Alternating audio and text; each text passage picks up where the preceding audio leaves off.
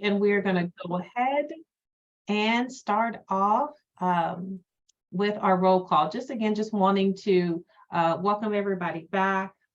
Great to see all of your faces and to see those who have joined on. And so I'm going to go around and I'm going to do our roll call. And if you could just, when I call your name, if you can just respond by saying who you represent, what area, whether you're from Sac Metro Air District, if you're part of the CARB staff, if you're a guest, or if you're a steering committee member. So I'll say your name and you say where you're from. So I'm going to start from the top. Bishop Chris Baker. Rachel Brown. Jesus Cervantes. Hi, Steering Committee. All right, wonderful. Welcome. Rhonda Henderson. Tito. Hi, everybody. Tito Huang, Vietnamese American Community of Sacramento and Little Saigon. Wonderful. Bill Knowlton. Good afternoon, everyone. Steering committee member. All right. Michael Lampkin. Lisa Lindsay. John Rice. Patricia Selby. Hi, All Pat right. Kennedy, North Laguna Creek Neighborhood Association. Wonderful. Vincent Valdez. Here, United Latinos. All right. Richard Falcon. Here, steering committee. I think I'm steering committee now. I know it was the alternate. Yeah. Vince is co-lead, so I must be now. All right. All right. And from the district, we have Alberto Ayala. We have Mark. Janice. But Oh, I'm sorry, Mark. oh, I was just clicking the mute button to no extent. Mark with the district. Okay. Janice. Janice with the Air District. Leah. Marina. Hello, this is Marina Franceschi with the Air District. All right. Amy Roberts. Hi, good evening, everyone. Amy Roberts with the Sac Metro Air District. All right, thank you. Jamie. All right, Rafe Porter. And then from our CARB staff, Adriana Smith. Hi, good evening. This is Adriana with CARB. All right, wonderful. And then also with us today, we have our facilitators, Amanda Ford and Cece. If you can both say hello. All right. All right, wonderful. All right, I see Mr. Barry Ford. Hi, welcome, welcome. I see Adrian's there. Welcome, Adrian Wren. All right, well, thank you for going through our roll call. Our next item is to approve the meeting minutes. And so want to take this opportunity to make a motion to approve the minutes. Hopefully everyone has had an opportunity to review those. They would have come out with our agenda packet and recruitment information. I'll make that motion. Okay. I'll second it. All right, we have a first and we have a second. All right, to approve our meeting minutes. And so those are approved. Now I am going to, we're a little bit ahead of time. I'm going to go ahead and turn it over to our district for updates. Stephanie, I think we have a few other people who are waving that they're here still also. Oh, did I miss someone from my In the list? chat. Yes. Hi, Stephanie. You missed Jennifer. This is Jennifer Magana, the liaison for your CSC, but Deldy is also with us as well. All right, welcome, welcome. Sorry about that. Hi, welcome, welcome. Thank you for attending. So sorry to miss you. I have so many little screens on mine. No worries. But thank you everyone for attending and joining us on tonight. We're looking forward to everyone's input as we go through the meeting agenda. And so again, want to take this opportunity to pass it over to our district staff for updates. All right, Mark, you're up. Okay. Just so a couple of different updates from the district at the moment. And I'm sorry, one thing I didn't catch that we normally do is at the very beginning as well is just making sure that if anyone is having any problems joining in, you can email the AB 617 clerk of the board at airquality.org. Just back on the logistics, just real quick. Thank you. So we do have AB 617 clerk at airquality.org if anyone needs any assistance. If at any point during the meeting anyone does need to would like to speak, you can go ahead and use the raise hand feature. If anyone is on a phone, it should be dial *9 to raise a virtual hand. And you can unmute yourself on the phone using the *6. Normally Marina probably does a better job on logistics than I do, but just sort of covering that here real quick for everyone. So thank you for pulling up the slide on logistics. So just wanted to give everyone an update. So right now the recruitment is still open for membership in the steering committee. Where we last left is we do have a couple of applications in from community organizations. They are pending, with us. As the group may recall from our last time we met before, what we're really waiting on right now is hopefully additional residential applications first. So we do need to maintain the greater than 50% residents. And right now we're just at that level with the current membership. So the recruitment is still open and live. So if there is anyone that are residents within the community boundaries that you know of that you'd like to encourage to join the steering committee, we do ask for your help in getting that word out. At the event a couple weeks back, we were able to have some people that were expressed an interest.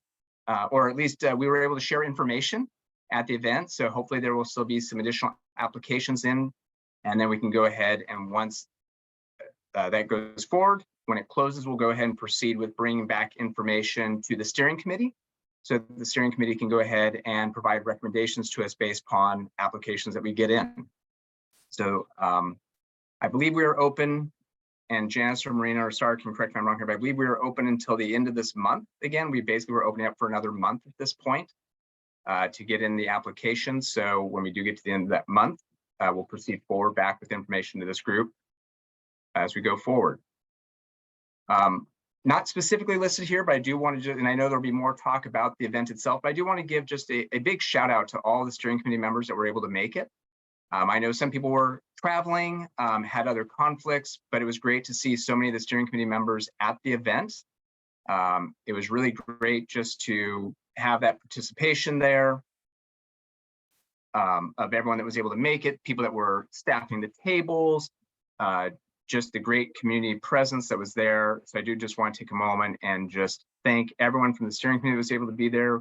Some of our CARB staff like Jennifer was able to be there as well at the event. So it was just great seeing everyone there and really appreciate everyone's help making it a great event. Last thing I just want to touch upon, which will then actually lead into another introduction to CARB. But last we had spoken, I think some people had heard that the state budget is currently going around. They just have recently released the May revise. But the last time we had spoken, some people had heard that the legislative version of the budget, so real quickly, you may or may not already know this. What usually happens is the governor releases a preliminary budget. The legislature looks at it. They provide some feedback back, usually either increases or cuts as they may feel it. Then the governor releases what's called the May revise. Well, when the legislature first did their revise to it, they did cut back on some, or they proposed. I don't want to say they actually cut anything. They proposed cutting back on some of the incentive dollars. And I know that some of our committee members had heard about that. It sounds like, though, that has been revised under the governor's May revise back up. Obviously, the final knowledge on it, information on that is when the budget gets approved in June. So we'll still be waiting and seeing, but at least at the moment, everything was sort of returned back in terms of incentive funding. And so we hope to see incentive funding statewide remaining at a stable level, hopefully going into next year's state budget. By the same token on the incentives, just want to again thank everyone that was able to make it to the event, the electric truck event that happened back before our Phase 3 lab event out at Fernbacon Middle School. That was where there was the deployment of a number of electric trucks here benefiting the community. As the group may recall, that is one of the projects that was recommended by the steering committee for use of some of the incentive funds. So it was great. I personally was able to make it out there, but I know we did have a number of the committee members were even able to make it out there to that event. So really appreciate that. And with that, though, I also just want to take a brief moment. And she was introduced during the introductions, but I want to go ahead and introduce Adriana Smith with CARB. One change that has happened at CARB, and I don't want to dive too far into the weeds, but their incentive program 4617 is now moving under the same program. Hopefully for everyone's in the public, it's sort of a something that's not even noticeable, but it is something that means that they'll be able to go ahead and interact even more closely as CARB is working on other updates. And so, Adriana, I don't know if you want to just say a couple more words, just what this means for the community.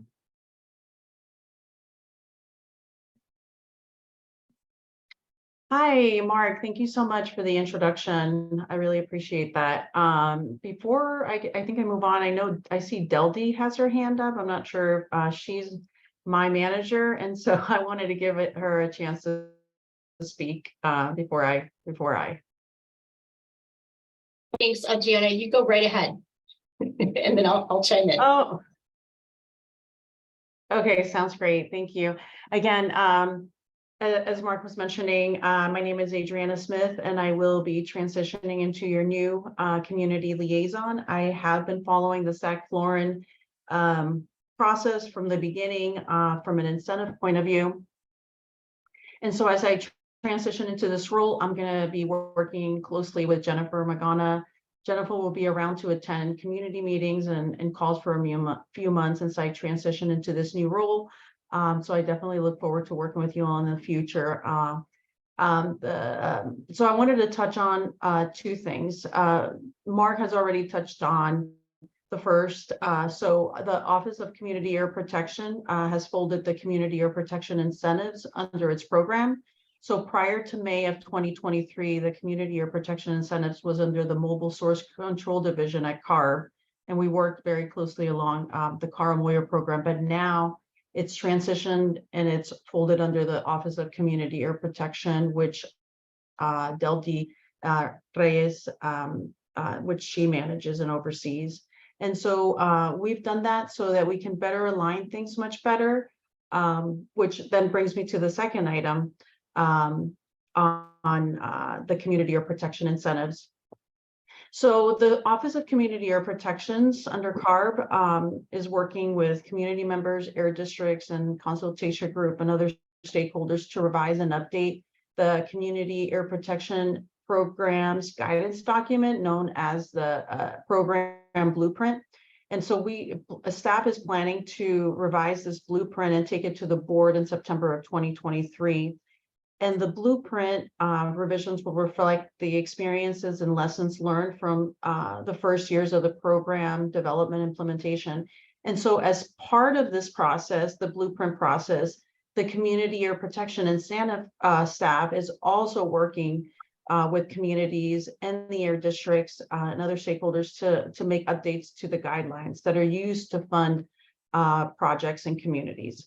So we're looking at what can be changed, and we're hoping to also share a draft, hopefully with communities prior to the public workshops that are happening in the next few months. One of the key areas that I wanted to mention that we're trying to prioritize is that we're looking to figure out a way to make the current community identified projects, which is really only available to communities that have a community emission reduction program. So we're looking to see if we can fund, make these more accessible for use by all districts. So what this means is that we would like to make project plans that air districts have submitted to CARB for approval to fund special projects, so that air districts that have included in their community to meet emission targets and are used to meet their strategies, we're looking to go ahead and make them, like I said, accessible to most of the other communities throughout the state. So again, thank you so much for allowing me a few minutes to provide an update, and I look forward to working with you all. Thanks, Adriana. I just want to speak, Mark, to the numbers, if that's okay, of the budget, just to make sure we're on the same page. Certainly, Dudley, you're probably looking at that even just as closely, if not more so. So overall, for the program this year, we have 250 million for the program. This includes 195 million for incentives, the pot of funding that Adriana was just talking about. These are dollars that you can actually use to help execute the strategies in your emission reduction plans. It includes $50 million for air districts to run the program that is unchanged from previous years. And it does include a proposed cut to the technical assistance grants. It still preserves 5 million for technical assistance grants to communities, but that is less than we have gotten in the past.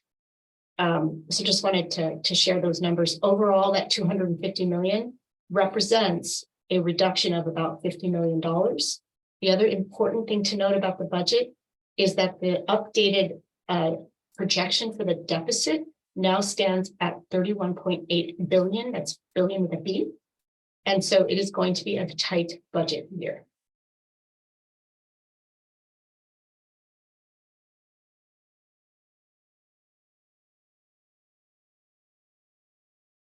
Vincent, I saw your hand. Did you have a question back from what I was sharing?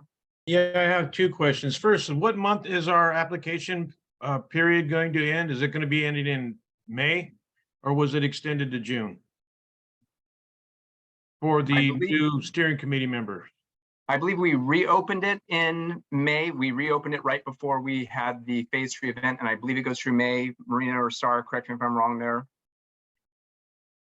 Yeah, that's right. It closes on Wednesday, May 31st.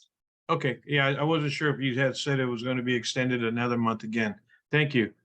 And I did have a question for Del D. Oh, I'm sorry. And Sarah from the Air District wanted to be acknowledged that she was on the roll call as well. Hi, Sarah. Did you want to say hi? Hi, yeah, Sarah Falkvarsa here with the Air District as well. Thank you. Mm-hmm. And so, Del D, so of the $250 million that it's allotted for incentives, how much goes to our community, South Sacramento, Florin Steering Committee annually? So, Vincent, actually, it's 250 for the entire program, right? And excuse me just a minute here. 250 million for the entire program across the state. And of that 250 for this year, it would for the next year, it would be 195 million for incentives, again, for all air districts, right? So the community identified portion of those incentives are only able to be tapped by air districts that have communities that have emission reduction plans or that are working on their emission reduction plans.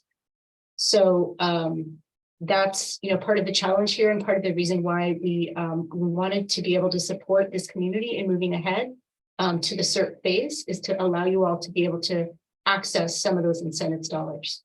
However, and Mark can speak more broadly to this, the district does get incentive dollars to spend throughout the district in disadvantaged communities.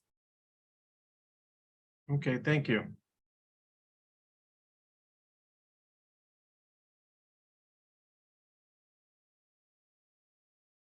Anybody else have questions?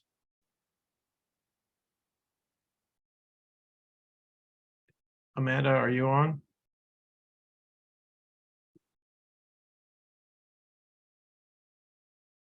Okay, looks like we do have questions. And so I know that you had invited Mark to kind of address, is there, so when you're talking about that addition, that 50 million and those are going to be, those incentives are going to be addressed by those who already have a plan in place. And I also thought that you indicated, I believe it was Adriana, was talking about the revision of the guidelines. Is this where you're looking maybe to soften that so that other communities would be able to access those dollars? I just wanted clarification. I think I had tucked that note, but I wanted to come back and clarify that the guidelines that you will be presenting in September there was some language that, or you're anticipating including some language that would make these incentive dollars available to other districts, correct? That may not have a plan in place, or did I miss? No, hold on. So I can, yeah, hold on. I just want to make sure I can be heard. Sorry. I'm not sure who that, I can't see. I'm having a hard time. I don't play around with Zoom that much. I'm not sure. who Stephanie this- Williams was the question. Okay, Stephanie, thank you so Uh-huh. much for your question. I apologize. I'm trying to get used to Zoom again. It's been a while since I've had to use it. So, okay, let me let me speak to that. So what we're looking to do is that, so there's so selected communities that have submitted community, that have community emission reduction programs, they have strategies that need to be met. And so some of them are regarding incentives. And so using chapter 6 under the current community or protection incentive guidelines, there's it allows for community identified projects to be done. And so those projects need to be done through what we call like project plans. And so districts have to put together a project plan, based on their measure, or I guess their strategy in their SERP, in their community emission reduction program. And so what we're doing is that we're taking all the project plans that we have approved, and we're hoping for the community identified projects. So I think for the stationary projects, most their districts can use those projects. But for the community identified projects, we're taking them and we're prioritizing so that they could be accessible. Those project plans, we're going to be transcribing them into like the guidelines so that they could be more accessible to all air districts to be able to use those project plans that have been approved already by CARB. And so that's what we're proposing to do. I hope that clarifies that for you. So we are trying to make it more flexible for communities that do not have SERPs to tap those incentives, but there has to be some sort of process, because those SEP dollars, those community identified priority dollars, have historically been tied just to those communities that have SERP. So we're doing our best to try to bring some more flexibility. I also asked Jennifer to post in the link so that everybody can access it. The funding table that we use to track all the dollars that go to all the districts, as well as the dollars that fund our community air grants programs. Very detailed table. I want you guys to have it at the ready in case you need to want to understand how much money did the district get every year. Thank you. I appreciate that response. Looks like we have a hand up, Stephanie and Amanda. Can I do a pause here? Can folks hear me? Yes, we can hear you, We Amanda. can hear you now, Amanda. Okay, I apologize. For some reason, my phone picked up this call and I didn't know it, and my phone was muted. So sorry about that. I was wondering why no one was responding to me. I thought people were just, so anyways, if you can hear me now, I'm back in the seat and my phone is off, so it shouldn't do that again. Thank you. But yes, so now we do have some folks with their hands raised. It looks like we have Barry. Thank you, and good afternoon. I'll just do an audio check just to make sure. Yep. Yeah, fantastic. I was clear on what was just stated by the last two commenters in regards to where we could find the amount of monies that would be available incentivized wise with a plan in place and or working on a reduction plan. To that, there was a question I believe that both Vince and Stephanie asked that if it was answered, I missed it, in regards to specifically what dollar amount would the South Sacramento Florin Steering Committee be receiving as one of the communities throughout the state of California of the historically under and or not served communities, to which I thought I heard Ms. Reyes state that that is separate monies specifically for those committees. And again, if it was answered, I missed it, would you please, someone please readdress that for me?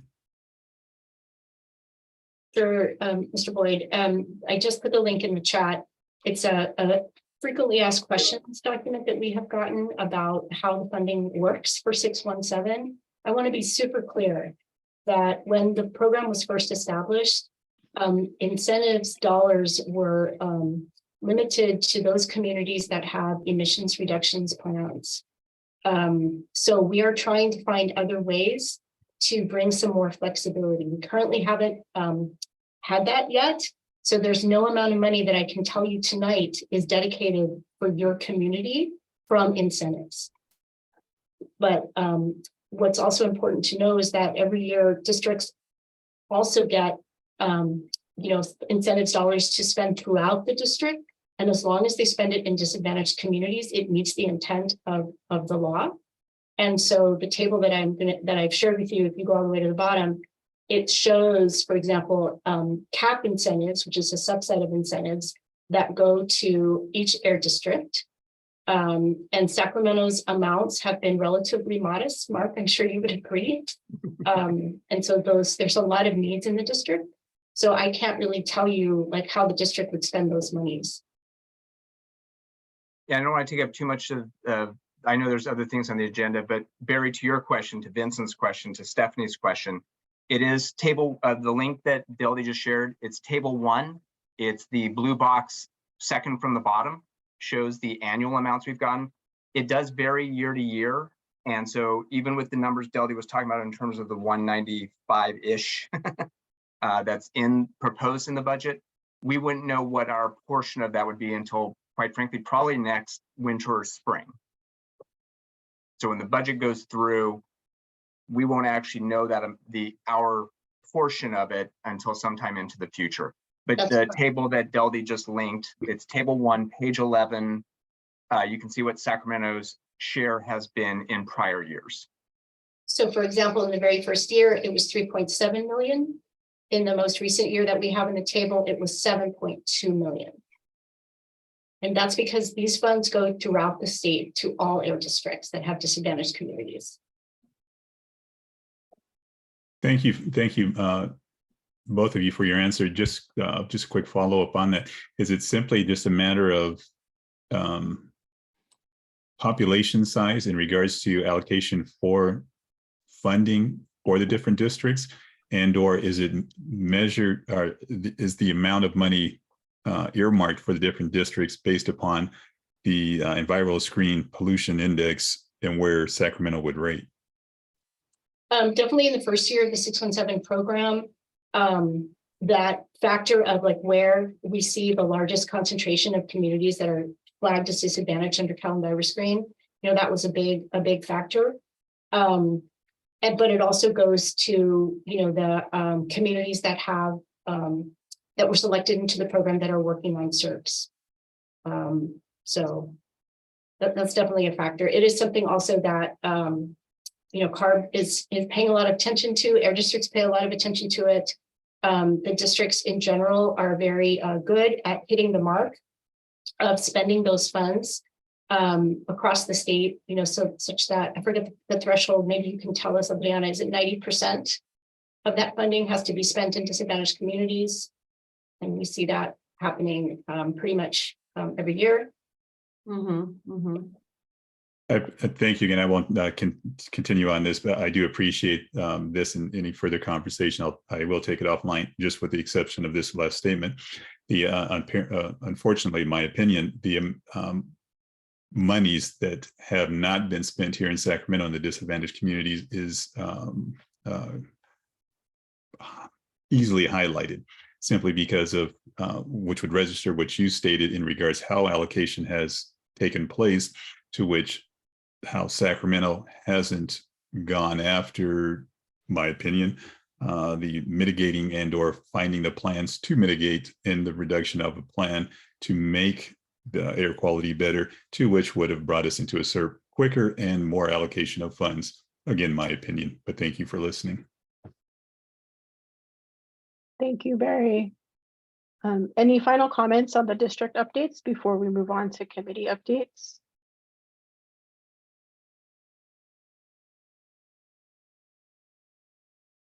Okay. If you think about them, you can chat them, and then we'll be. I'm sorry, I did raise my hand, Amanda. I'm sorry, Oh. Richard Falk, from the steering committee. My apologies. It's Nope. kind of hard to see that little hand up in the top left corner. A Got it. question Thanks, in regards. Richard. Go ahead. That's okay. That's okay. Question in regard to the SERP. There is, besides funding aside, there's nothing stopping this group from putting together a SERP, is there?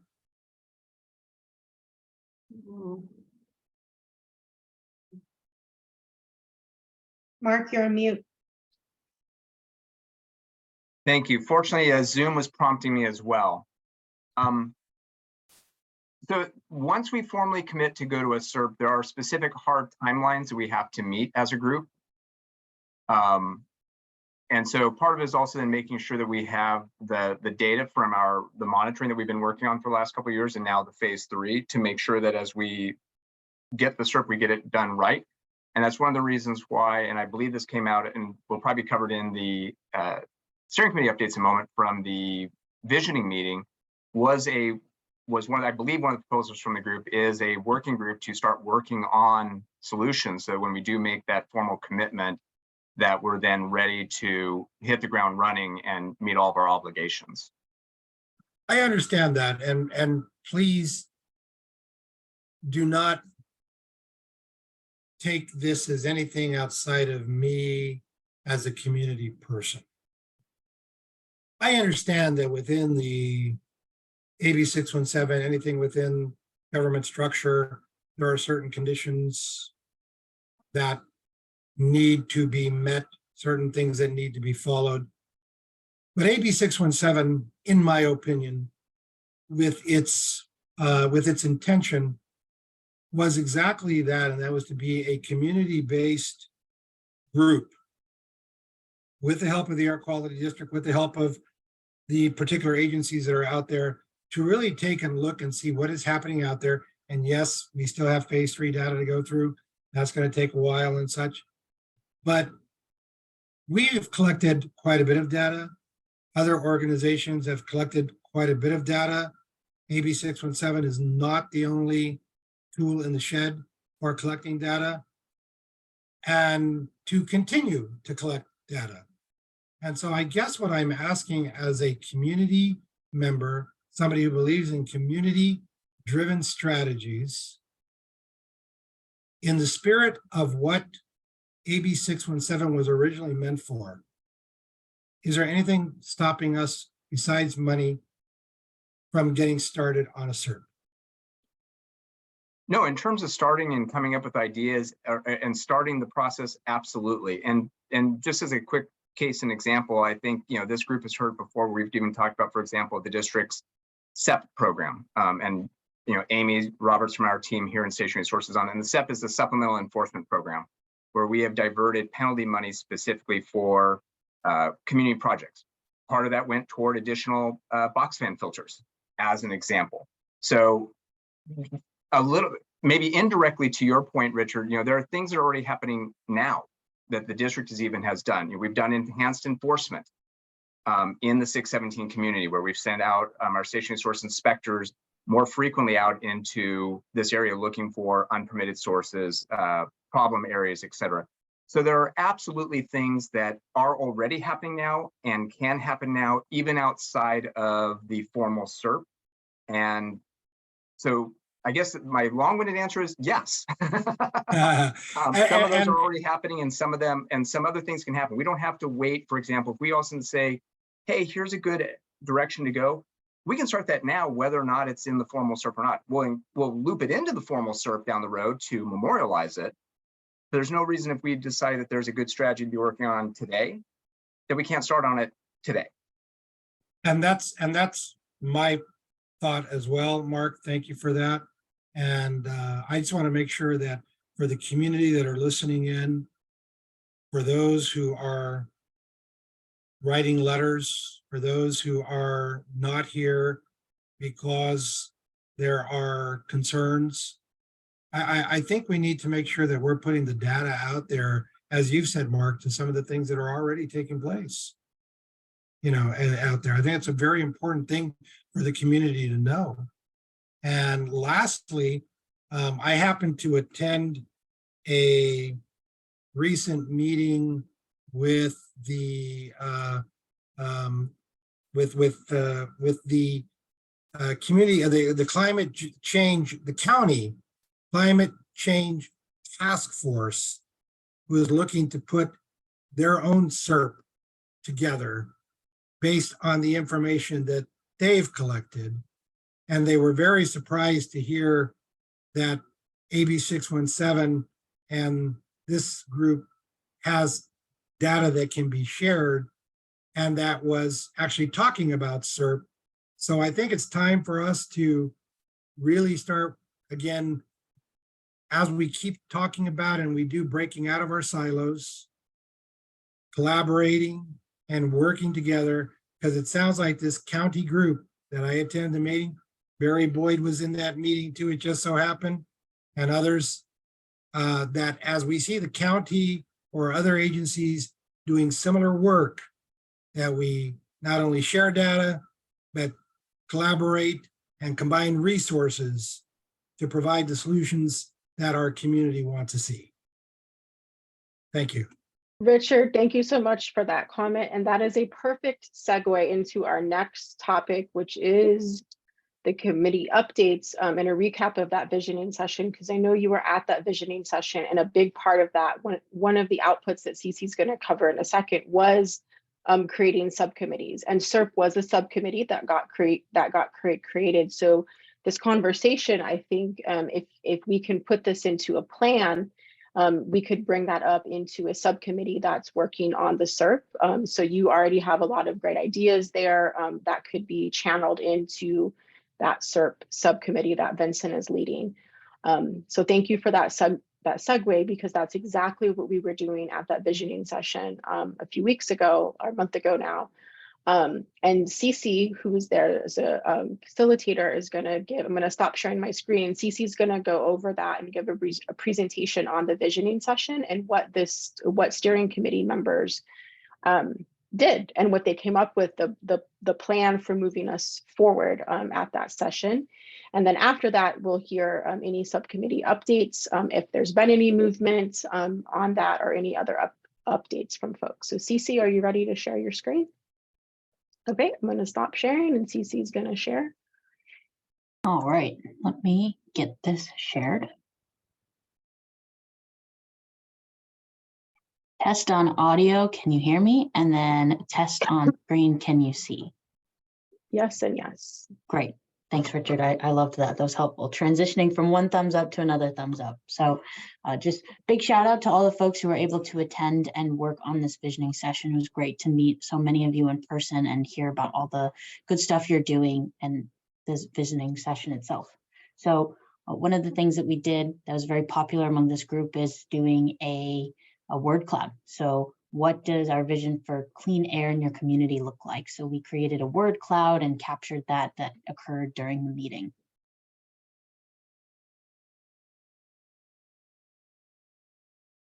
And one of the things that Amanda brought into the space, which was a lot of fun, was kind of a call out. So when we do a call and response to open and close the meeting. So we can practice that later at the end of the meeting, maybe if we have time, but that's why we have what do we want, which is South Sac Clean Air. So that was up there.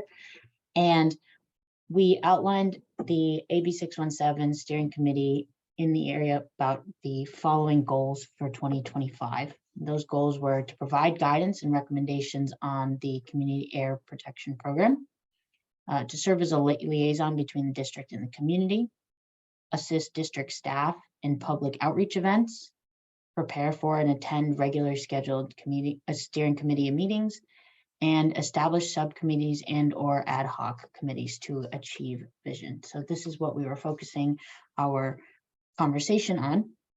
We had 3 goals that were outlined in collaboration with the steering committee and the air district. So the 3 goals were to create a emissions reduction action plan that identifies the emissions reduction related strategies and determining how the steering committee can best use that information about community sources of air pollution, public health data, and emissions reduction goals.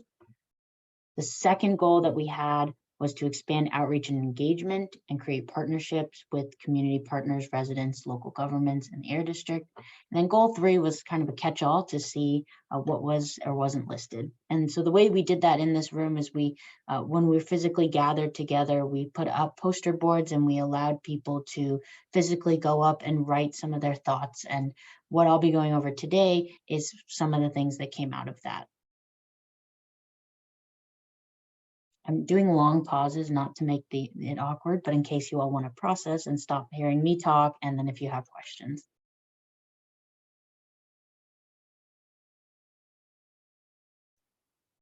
So one of our recap exercises that we did is, in addition to this planning, is talking about all the great things that you had done and wanted to do.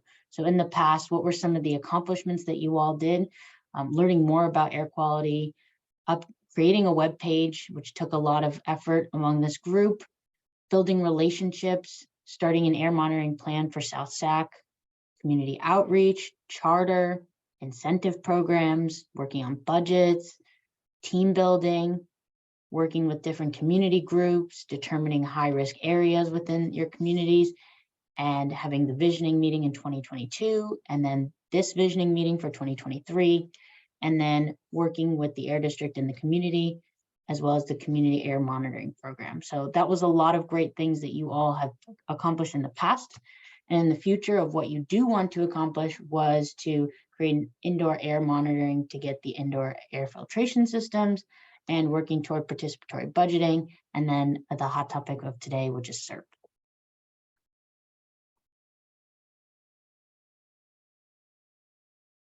So some of the things that came up for goal 1 on the activities that were needed to achieve the goal is learning more from the different types of reduction strategies, talking to school community events, existing Sacramento area environmental justice efforts, advocacy, air monitoring, data and info, diverting diesel trucks. And I apologize, I made it, it says back mid, I meant to put South Sac. So that was just an error on my part. So please forgive me on that. And then collecting info from different community groups. To achieve that goal, working on budgets. Someone had mentioned this before in today's call about health data from Cal EnviroScreen, data from monitoring, learning about the incentive projects that were mentioned today, how we can use data, and how we can learn from options and strategies of what other folks are doing. And so we did all this brainstorming, and then we ended up forming some committees. So as you're listening to this, if you think that you would be interested in certain parts of this, we'll go through and show you what committees that were established from this group. Goal 2, some of the activities that came up were public education, maybe looking at art as a way of outreach in the community, and boosting the web page, social media, and attending community events. How would that happen? Would be making a chart on the graph of phase 1 monitors over the last 3 years, looking at partnerships and different ways to engage residents.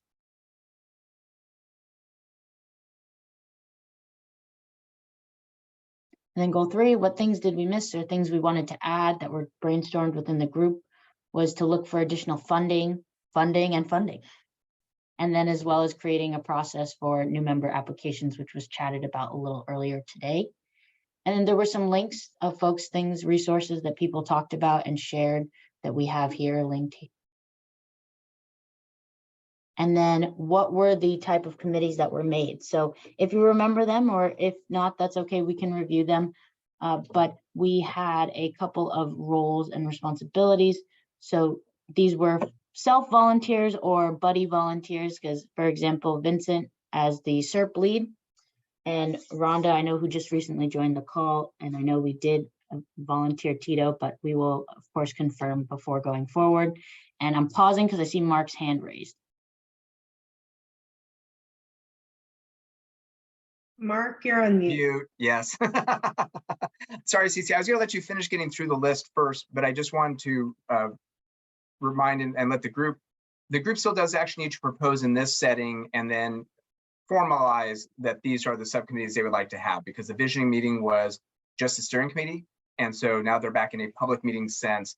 They do still need to just say that they are proposing these 5 subcommittees and their leads and then take that vote. So just small little formal step, just so that it doesn't get cut out, because not all the steering committee members could be at the visioning meeting and the public wasn't at that. So So just thanks need to for be that. looped Thanks in. for that, Mark. We do have that in the facilitation agenda, that as soon as we get through this presentation of the recap of what happened during the vision, we're going to open this up in a planning session with all the members that are here today, where they can confirm if this is accurate, if there's anything missing, or what they'd like to add. So that's coming next. Sounds good. My apologies, just the way it was framed, I thought it was sort of sounding, No. it could sound to some of the Sure. public that it was a done deal. We really appreciate you clarifying that, because we don't want any misunderstanding. So thanks for that. And then just to reconfirm with everybody that right after this, we'll do a planning activity where folks will be asked to comment on this. And I'll just want to share again, my intent was to go over the agenda in the beginning, but y'all couldn't hear me. So that was what we were supposed to do, was go over the agenda so folks knew what we were doing today. So we got a little choppy start there. So thanks, Mark, for tag teaming with us. And I did see Stephanie raise a hand and then put it down. Just wanted to check in if there was anything else that you wanted to add, Stephanie. No, I was just going to make reference to the planning activity, but Amanda addressed it. So thank you. Great. So I'll just finish reading this and I'll stop sharing screen, but perfectly timing. So Stephanie had volunteered about being a finance lead for one of the subcommittees. And we've got Richard for membership lead, and Bill and Pat were going to tag team about the political outreach lead. So that is a quick overview of the visioning meeting that we had earlier this year. I'm going to stop sharing.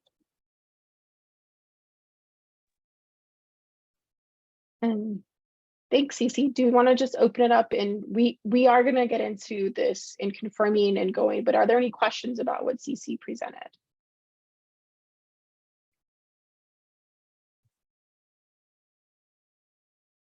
I just want to say thank you to Cece. It was a great recap of those things that we addressed at the visioning meeting. And so it was really good to be able to see all of those different areas that we talked about, kind of breaking down into achievable goals. So thank you for that.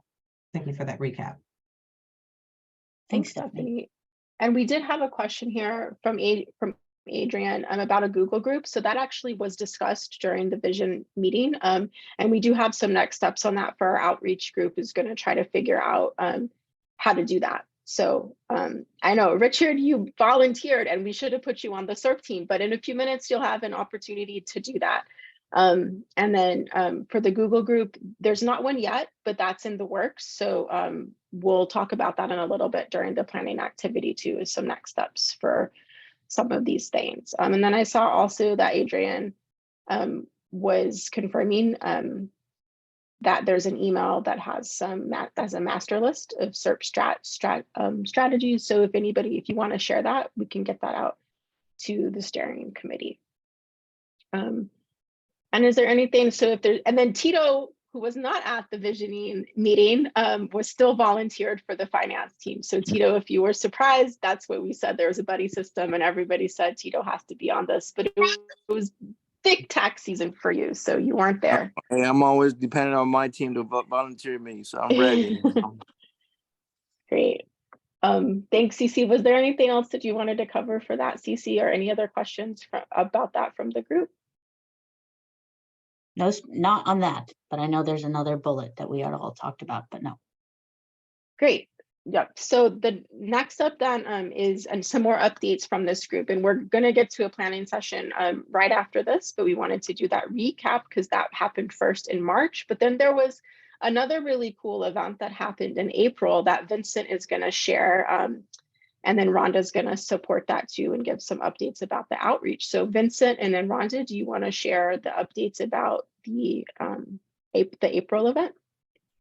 Sure. So for everybody that attended the phase 3 event and for everybody who couldn't, but also supported in various ways, I want to thank everybody especially the steering committee and especially the Air District for the amount of support they put in to get this event off. And as you can see when you were there, that the Air District had a lot of different examples of what we've been doing and information available to the public. And some of the highlights is we had 50 surveys there, and they were all filled out by community members who attended.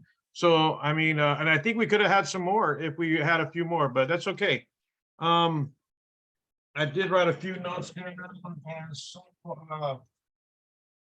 The weather cooperated, the food and ice cream truck with his coffee was very good, you know, and,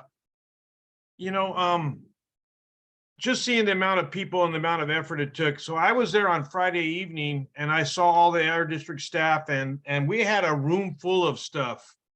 Or no, I had a little wagon cart and no, I brought in all the indoor air filters for SAC 350. So I had a truckload of stuff to deliver that day too. But there was a lot of things there that the Air District brought to make this event possible. And shout out to everybody and claps to everybody who was there that helped. The coloring books was fun. You know, some of the things that we thought of that maybe weren't going to go over went over really well. And so interacting with the children was one that there were a lot of children who wanted to participate. And the indoor air filters, I wasn't sure if we were going to get rid of or distribute those to the community that day. And I had a truckload of them. I think I had 50 of them. And they handed a lot of them out. And there were people who were saying that they had problems with breathing and they wanted to know if these were going to help them in their house. So I hope they were helpful. And a shout out once again to everybody. Thank you so much. That's all I have for the update. Great. Thanks, Vincent. Does anyone else want to share anything that you experienced or that you just want to give an update for that outreach me? I think we had Rhonda on for an update. Is Rhonda? There's Rhonda. Yep. Go for it, Rhonda. Good evening. Sorry for being late. I had a long day today and I was about to fall asleep and miss the meeting. We're glad you're here. I'm here. Thanks for your phone calls. I agree with Vincent. The April 29th event was a great success. I like to always do lessons learned so that you know what went well and what needs improvement. I thought maybe we should have had a DJ or some music going on, and that would have made some noise in the community so they hear us, maybe even balloons leading up to the location. Okay, I think those were opportunities that we didn't think about that we missed. We didn't have enough surveys. So I think in the future, if we were planning on food to be 200 people, we probably should have had 50 copies of the surveys too, or at least 150, because I had to turn down Eric Guerrera. I ran out on him. It was a little bit embarrassing, but he got over it. Those were a couple of things that I thought we just need improvement on, but overall, I think it was great. I like a lot of the swag stuff that the Air District brought, and I'd like to know how to order some for my own personal organization. So I'll be talking to somebody, I don't know, just steer me to the right person so that I can do that. I'm glad that the food vendors worked out really great. The burritos, I had a vegetarian burrito and it was very good. I even indulged in the ice cream and just suffered the consequences because I'm dairy lactose intolerant, but it was good too. So, and we didn't spend a whole lot on this event.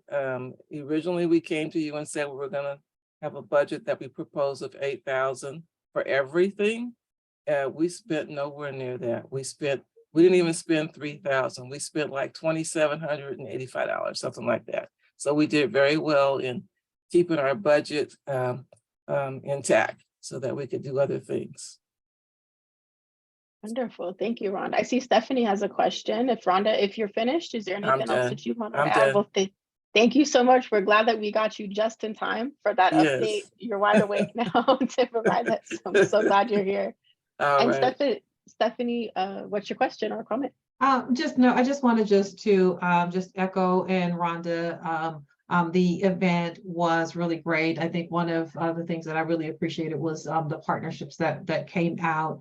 There were a lot of other great efforts that are happening in the community, and just to be able to go around and to hear all of the different things that are happening, it was really great.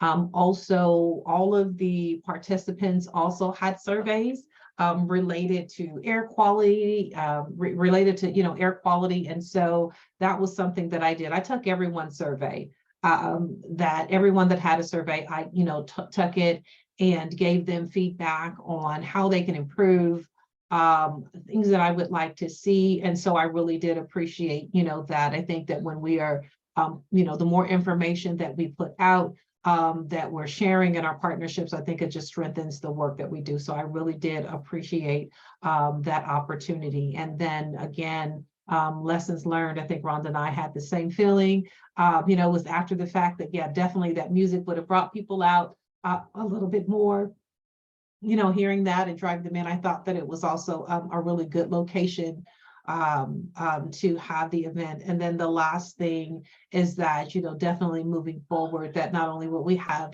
paper surveys, because I do know that everyone does not deal with smartphones or have smartphones or know how to navigate that, but then also having a QR code available to be able to scan and take those surveys. And I say that because all of the vendors that were there, they did have the QR codes that were, kind of on their signage and different things like that. So when you walked up, you could take the survey, and there were some hand ones as well, but definitely lessons learned, moving forward, whenever we come together on any level of community engagement, to be able to access, feedback and do surveys that way as well. But again, thank you to everyone that participated. It was a great turnout, and I'm so pleased that we still have monies. Looking forward to doing some more engagement in the immediate future. So that's my comment. Thanks, Stephanie. It looks like Rhonda, you wanted to follow up to that. Yeah, I have two more things. First of all, I want to thank Mac Road Partnership, Bill Knowlton and his office, for jumping through hoops to make sure the vendors got paid the day of the event. So I'm glad of that. He even brought their business checkbook out and wrote a check to pay them. He is our fiscal sponsor, so I guess you could call him that.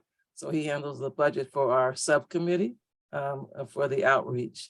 And then secondly, one more thing I noticed, people were saying they wish we would have that event more often, more than just once a year. So we might want to consider, twice a year, or twice every quarter. I don't know if we want to do it every quarter, but at least more than once a year. So I just wanted to take that note too. Well, it sounds like a very successful event. So I think I'm going to invite everyone to go off of mute right now, if you're able to. On your phone, you can press *9, and everybody, let's just clap, a round of applause, noisemakers, bang on your desk, do something in celebration of this great event. You guys really did great. So give yourself, this great job. That was really good. So congratulations. A lot of work went into that, a lot of thought. Yeah, you did it. And lessons learned are always good, but it sounds like it was a success, especially people are asking for more. So now, is this a good time for me to ask a question from the subcommittee to the steering committee, or is there another time on the agenda? Sure, we can, if you have a question, we do have some time on the agenda after this planning activity to share new business and any upcoming meetings and discussion. But right now we have any other subcommittee updates or discussions that you wanted to share. And I think you are on the subcommittee, Rhonda, so. I am. Tito and I lead that. I met with Vincent and Tito, I believe, for our subcommittee meeting last week. And we need to know what's our next step? What else can we do with our money? Okay, because there's a lot of different events that we might want to go to. We'd like to see if we can buy some t-shirts for our group, and maybe some hats, and maybe some swag, so that when we go out there, we can have our surveys with the QR codes on it, and be ready to blend in and get people's opinion about air quality in their community. Great. Let's get that input from folks after we've confirmed with all the members that they agree with the subcommittee. So we got to do that little bit of business first, because folks have heard the visioning session. They heard about this great event. And Rhonda, we know that you've been leading, that you've been an outreach lead for this project, and you've been a part of this project for a long time. So we want to recognize that too. This is just this new, after the visioning session, we've reconfirmed these groups. So we want everybody just to give their nod of approval or anything, and then we can get into planning that, and that can be one of the things that folks address. Okay. Does that sound okay? That's okay.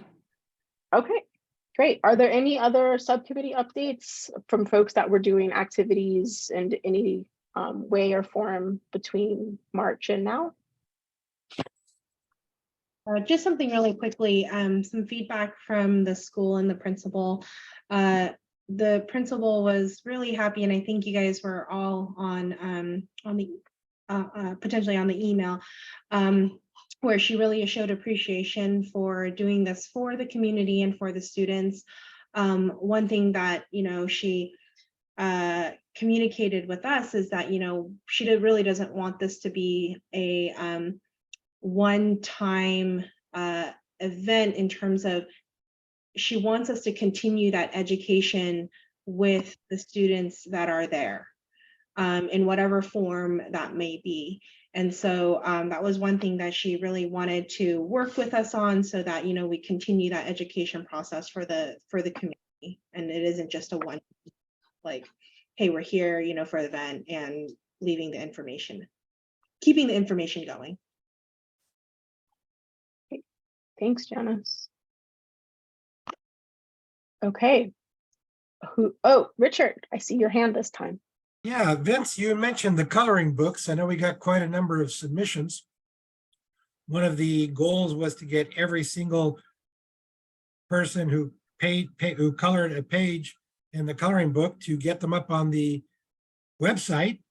If that's still a possibility, I think it would be a great way for us to promote our website, to promote the event, to promote what we do by featuring the beautiful art that some of these young people did during the session. I can do that. And I have the drawing still, so thanks, Richard, for reminding us, and Yes. we will get into that. Me and Ron are gonna learn how to update that website real good. That's right. And Vincent, your hand is up. Is that your comment, or did you have something That was else my to add? comment. I just Okay. spoke. Okay. Okay, cool. Just wanted to check. All right, great work, everybody. Now, wait, Rhonda's ready. I'm Rhonda? sorry. Don't apologize. I wanted to give recognition to the magician and the face painter, especially the magician, because there wasn't a lot of kids there, and the ones who were there were busy doing coloring. And so he decided to step outside of his box and go over to the coloring table and do magic while they were coloring. And he even walked around to children where he saw them gathered together. Maybe they were eating, and did magic tricks for them too. So, and he had a good time and enjoyed himself there too. And then the face painter, she had a ball. The kids would go to her and get their face painted. She's very creative. She has some really good creations that she put together on the face painting design. So I just want to give them a shout out for that. Absolutely. Thanks for bringing them in and giving them recognition, and good job for you all for finding those great folks, right? So that was a great success, was finding the right people to be there. So I use them at my my events. So. Oh, great. It sounds amazing. Thank you. Well, one more round of applause for that great event. We just can't stop talking about it because it went so well, and we could feel the energy. And that's what we want to do in spaces, right? Is make sure folks feel they're having experiences. So great job. Okay, by show of hand, sigh of relief or sigh of frustration, who is ready to get into a planning activity to see if we want to, how we want to move forward with this group? Is everybody ready for that? We're ready. We're ready. Ready? Okay, I'm going to share my screen. And what we're going to do next is we're going to pull up that visioning document that Cece shared, and I'm just going to prompt some discussion around that. So we're going to kind of go and we're going to confirm and see if there's, so be thinking here, is there anything that's missing? Is there anything we need to add? based on what you can see. I did share the document in the chat. I can share that again if people missed it. I'm just going to plop it in here again. Oh, it won't let me do it again because I already shared it earlier. Nope, there it goes. So you do have that again in chat if you wanted to follow along on your end. But if not, we're just going to go into it. We're just going to use that document to see what's missing, and then to confirm roles and expectations for the subcommittee and see if anybody wants to volunteer to be on a subcommittee, and if there's anything that y'all want to do. Okay, let me share my screen. You can see here. Can everybody see that? Okay, does it need to be bigger? Whoops. Nope, it's fine. Well, you don't need to see this part of it. That's not what I wanted to share. Hold on. Sorry about that. I'm having a movement today.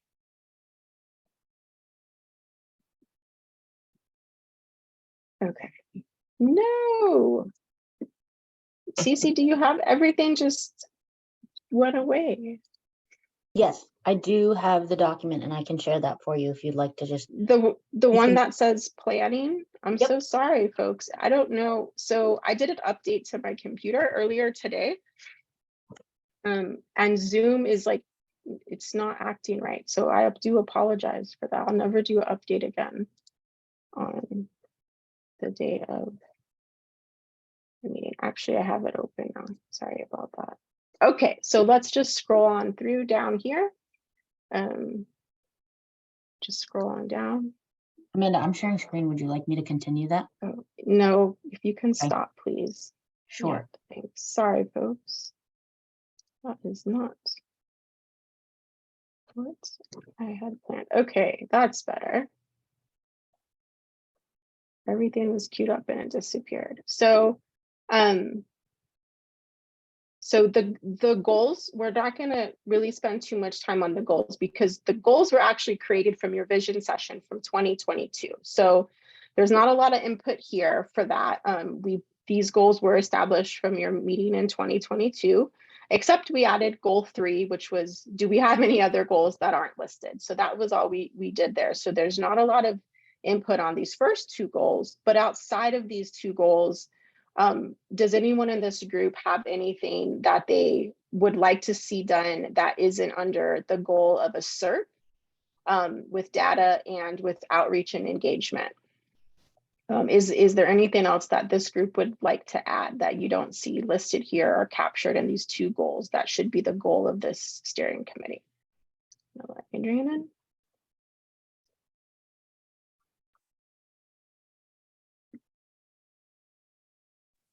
Richard? Yeah, I'm not sure exactly where it might fit on this, but it's a response to something that I'm going to talk about during new business here. But okay. As we look at these goals, especially as we take a look at some of the accomplishments that we have, how are we communicating them? We need to, like the event, you know, Rhonda mentioned, people want more, the principal wants more. I think people want more. And even as I think of, for example, the information related phase 1, phase 2 monitoring and some of the reports on there, how do we make sure that we are clearly getting our accomplishments out to the community so that we can increase membership, now that I'm on that committee, you know, to let people know what we're doing on there. So how are we communicating, I guess, is the question, or how do we improve or enhance our communication? Okay, great thing to discuss. Any other things you want to add on here? Hi, my name is Anna. I'm not part of any of the committees, but I'm just a concerned resident. And I was wondering, is there any goal on there that we're looking at the air pollution that the planes are putting out in the sky? Steering committee members, do you want to address that? We've talked about monitoring the air from the and the lead from the airport, and it is just outside of our boundary, but I'm not sure if we're limited to those boundaries or if we can monitor. I know the air district is monitoring in those areas in other, and there are other air monitoring efforts in that area. So maybe we could use their data to help impact what we're doing. And that was one of the areas I was really interested in there, and the Woodbine community. Thanks for the question. Yeah, I'm not sure if it's just at the airport because I'll be sitting here in my living room looking out and the planes are going by shooting out all this stuff in the sky. And I don't know if you'll find that at the airport. Okay, great. I think we're going to put that into when we get to this, this goal, we're going to bring that down there and see if there's anything that can be added to goal number 1 for that one. Because for goal number 1, we determined about sources of air pollution, public health data, and other goals. So I think that one was covered there. The communication one, that kind of goes, that's a bridge. I think that maybe could touch on all of these. So for the update, so thanks for your comment on that.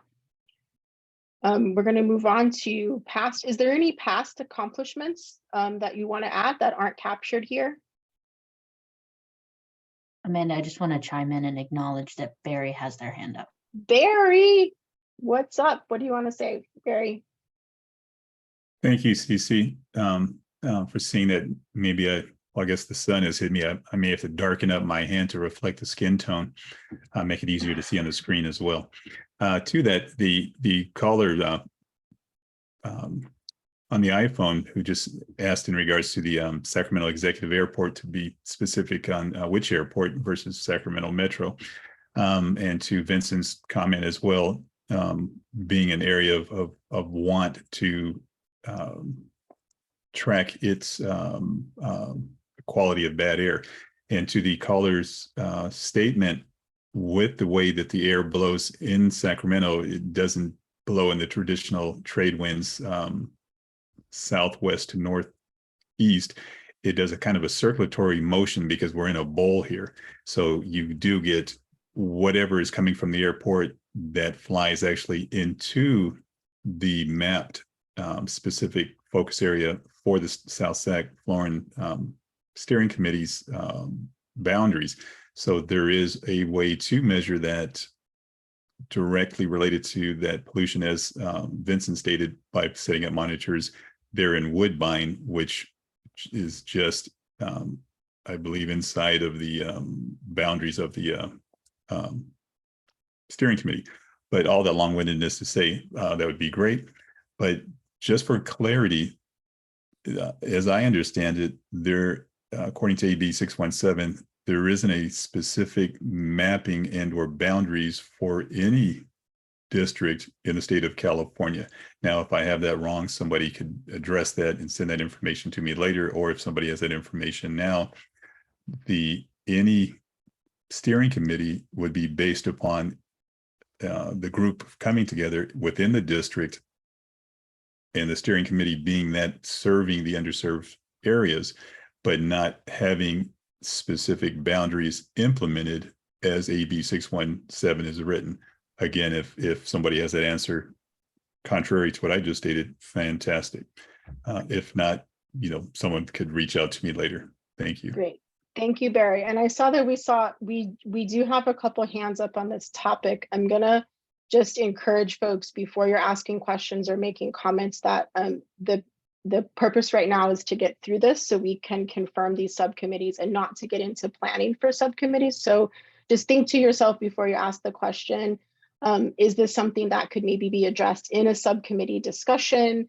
Can we talk about this there? So if this is something that's specific to a SERP planning with air pollution data and public health data, we can save that conversation for the subcommittee itself, which we haven't even approved yet. So we might want to prioritize approving these subcommittees so we can get into these really good conversations. So with that preface, I'm going to see if Richard, Mark, or Rhonda have any comments that they want to add to. Do we have any more goals? Or is there anything past or future that's missing from the screen? The other thing I did want to add on there, and it kind of ties into what Vince was saying and what Barry is saying, and ties into the communicating as well. Improving our cross partnerships and sharing of data so that we can report, especially on areas that might fall outside AB 617, but that might be good information that community is looking for from other organizations that are in partnership with AB 617 to bring information forward. Okay. Great, thanks, Richard. And then Rhonda? In answer to Barry's question, we did have a map or a boundary that we started to work with that was more or less dictated or related to us when we started this whole group, and we expanded it. So Mark or Janice, do you have that map handy? Because maybe you can put it in the chat or just show it later on so that he can see that there are certain boundaries, and we did expand it somewhat to go farther out to like Campbell Soup area and a couple more areas that we expanded, but we are working into the area that was deemed the most high for quality of air in the South area. Right. Thanks, Rhonda. I was actually just going to type in the chat after all in the interest of Amanda keeping us moving on the timing. Okay. Short version is I'll respond some in the chat and we can always follow back up later, but there is actually also the CARB blueprint that directs and talks about boundaries and such not, but yes. Okay. Great, and it does look like, so part of this discussion too was we're building relationships and partnerships. We have two great resources on today too. We have Deldi and we have Adriana who are offering information. So maybe this is an opportunity for the SERP subcommittee to get in touch with them to get some resources and follow-up information on some of this too. So I know, I'm sure Deldi and Adriana would love to be available for any questions or any support. So let's make sure we make that connection too. Okay, I'm going to move on to, so thank you for your comments, Deldi and Adriana. I'm going to move on to our goals here. So this first one was where we started to get into a lot of discussion about the SERP. So this is just, we're still on the goals. So this is about the SERP. We are not going to go over the activities needed to achieve the goal or info needed to achieve the goal, because when you meet in a subgroup, you're going to do that together. What we do want to confirm here, and sorry I brought this up, is Vincent right now is the only person who is in this goal number 1. So Vincent is here all alone, but we've had so much commentary on this. I'm wondering, first of all, if committee members can raise your hand by vote and say, do you accept that there should be a subcommittee for SERP for this committee? So can you show us by raise of hand if you agree that SERP should be a subcommittee?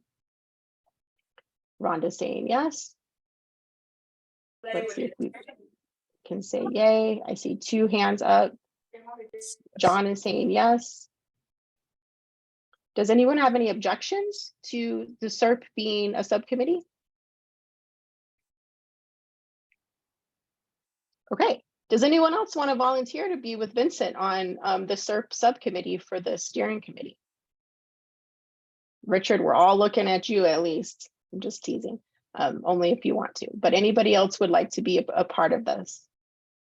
Amanda, I just want to just jump in a little bit, just a little bit here, and just kind of take a step back a little bit in regards to the subcommittees. Now, when we had our visioning meeting and we came up with the different areas that we need, one of the other conversations that we did have kind of, as a follow-up to that is that we have limited membership. And so taking a look at the subcommittees and seeing who would be available to participate on that, it may be very tight. And so I believe, and it may be a part of your agenda, excuse me, is, I'm sorry, is that after we adopt these subcommittees that we would go back and we would take a look at which ones we want to work on first, because I just think trying to move on all of the subcommittees, simultaneously, while I think they're all good opportunities, I just think that our membership capacity is limited to be able to provide the support to each one of those groups. And so that was another part of the discussion that we had about prioritizing these groups and then kind of talking about which ones do we want to focus on first so that we would have maximum participation on these different groups and could maybe check off some of those milestones as we are incorporating different ones. So I just wanted to also bring that part of the conversation back out to the group as we're moving forward in this discussion. So thank you. Thanks, Stephanie. I really appreciate that. And Stephanie, that is, as our co-chair lead, why don't we start there and follow your leadership on this and just look at these different groups that in your visioning session you all came up with. You had SERP, community outreach, finance, membership, and political outreach. So these were the groups that you came up with as subcommittees that you wanted to work on, these 5 different areas. So let's just point the discussion there, since that's where your leadership took us. Do folks have any ideas or discussion around these 5 areas? What are you thinking? Are these good areas? Are there anything that you would like to add? Anything that's missing in terms of groups?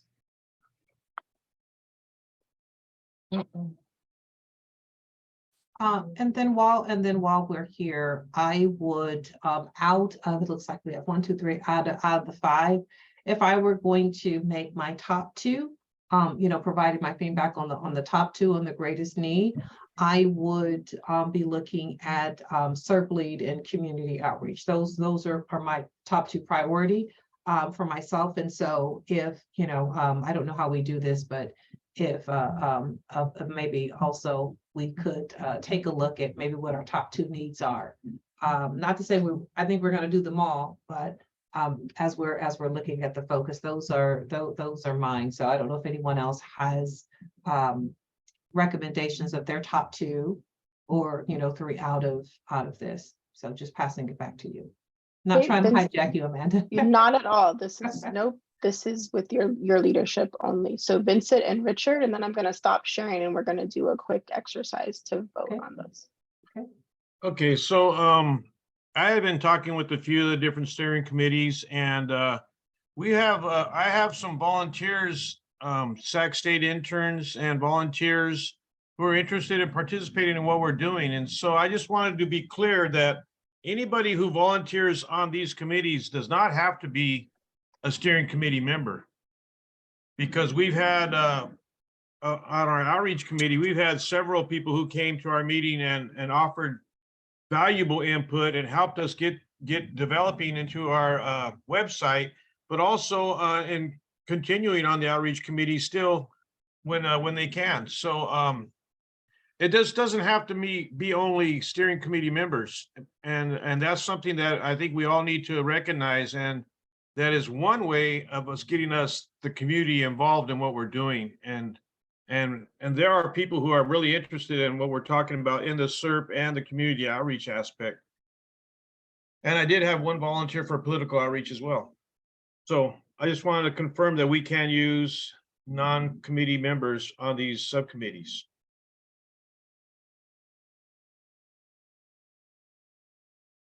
Okay, thanks, Vincent. That's a good thing to know as we're thinking about what are our priorities and when we're moving forward into this. I see Richard and Rhonda. Briefly, I just wanted to talk about the fact that I have to agree with the SERP lead as being the number, or the SERP as being one of the top 2. I almost tie community and membership together on that because it's, for the same purpose. Community letting them know what we want and hopefully driving membership. So I would think about collapsing those 2 into one. And then with that said, I would be happy to join Vince on the SERP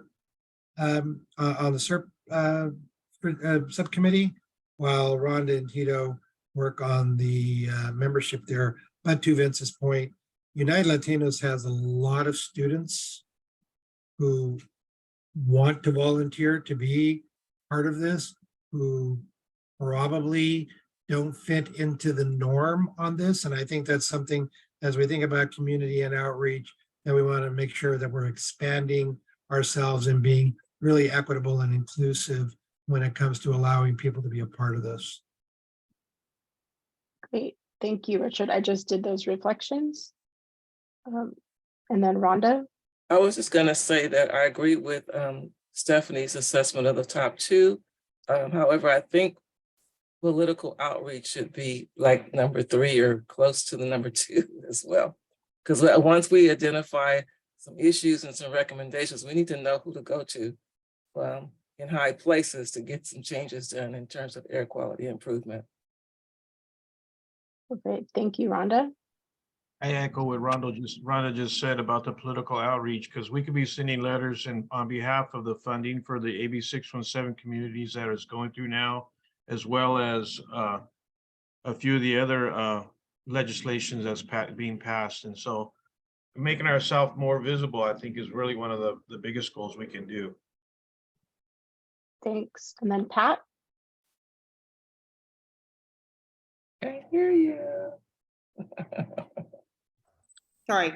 I also wanted to say that it was very important that as you're talking about the outreach and the SERP and what it is that you want to accomplish with the SERP, getting that research, there were 2 pieces that I remember in that meeting. One was, and Adrian has talked about a document that he has received, and I know it was one of the things we had asked for, but what has been successful for other groups that are doing it, as well as finding out what the other EJ activities are within the community. We are not the only people interested in these issues, and where can we build collaborations, because those are important.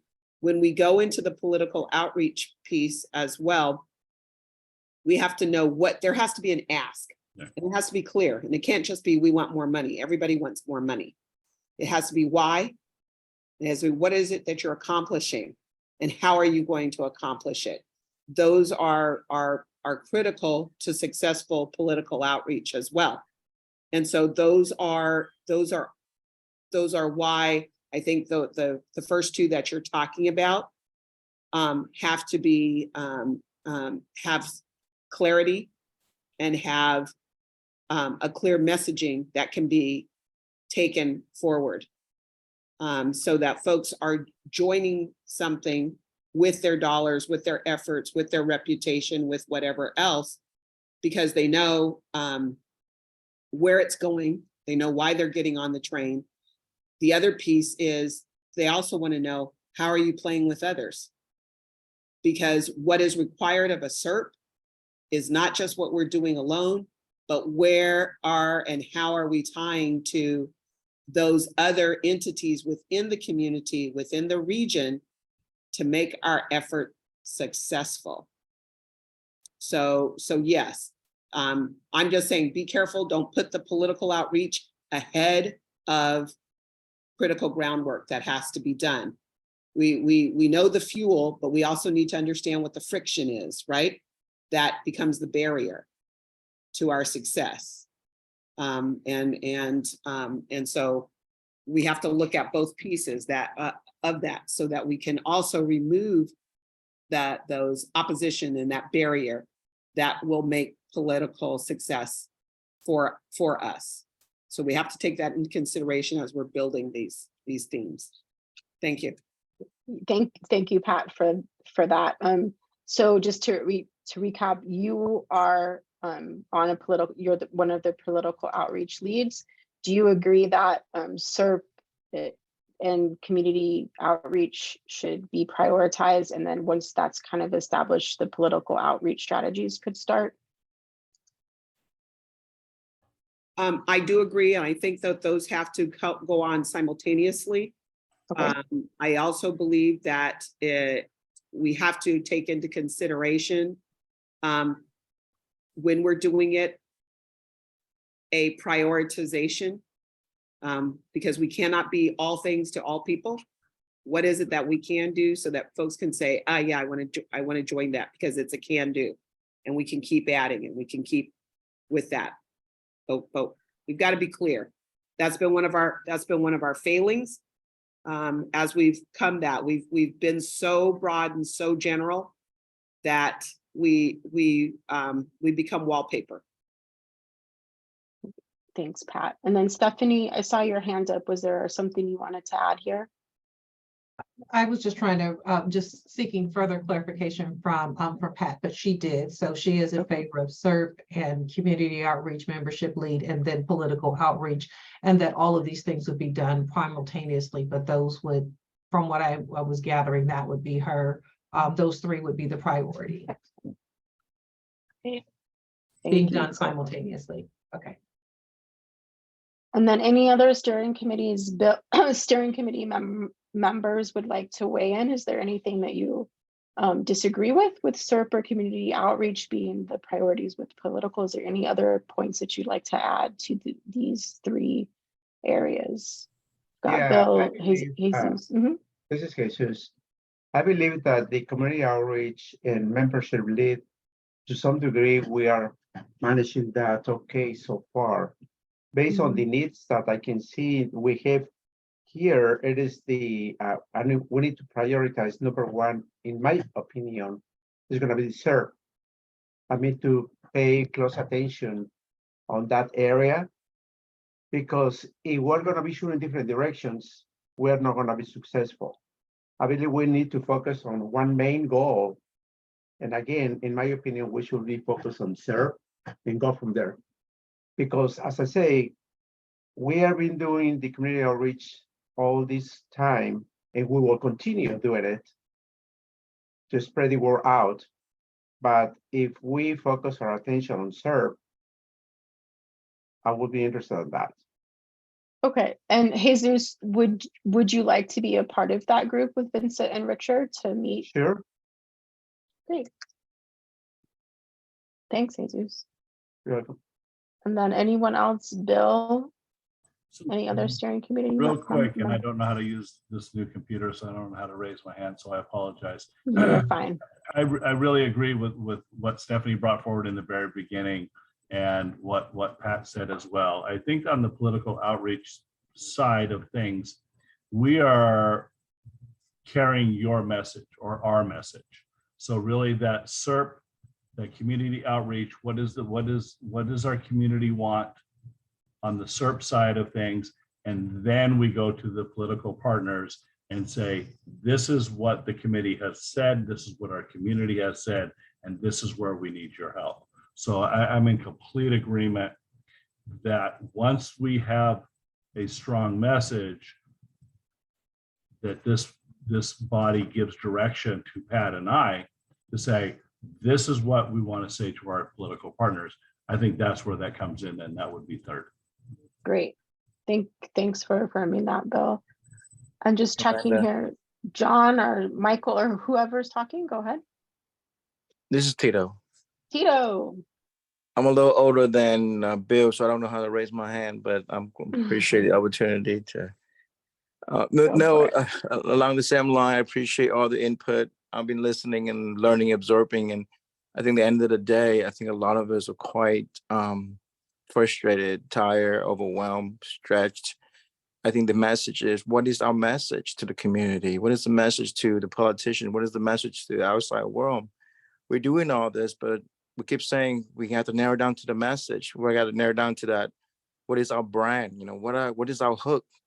We're talking about environmental justice. We're talking about, you know, equity. We're talking about inclusiveness, but all that's just very vague to my community, you know, and I think I failed because I just having the hardest time, you know, one, getting people involved. Number two, keeping some of our members involved. You know, I mean, we have a lot of folks that just come and go, and it's just a lot of momentum lost. So some of us are participating, but really waiting for something to really get us to get to the next level. I don't know, this is the opportunity for that, and we're waiting for it. But please, Pat, Bill, whoever, what is that message we want to send to the community that can get them to be, you know, active, not just as folks who participate as a steering committee, as, you know, community members, whoever. The politician will come when there are voters, that we let them know that we bring in the voters. And the sad part, they only come during election season, and I know that for a fact. Okay, where's the GARA? Where's the other, you know, elected officials that used to come or have a representative that comes to our event? Or they'll come when there's an event out there with the cameras. So that's my point of view, and I hope that makes sense to everyone. Makes perfect Absolutely. sense, Tito. Yeah, so you're in agreement that the community outreach and SERP, those are the top two priorities, but you're saying that this community outreach and membership, we really have to focus on the messaging and how that's what's being communicated. And we are taking notes in other places too. So we're going to send these out to the groups and you'll have all this information here. So thank you for that addition, Tito. I really appreciate it. Any other steering committee members want to weigh in on this, this discussion? Or add your name to one of the groups, and then we're going to confirm the groups and the names and members. I see John, Michael, we haven't heard from.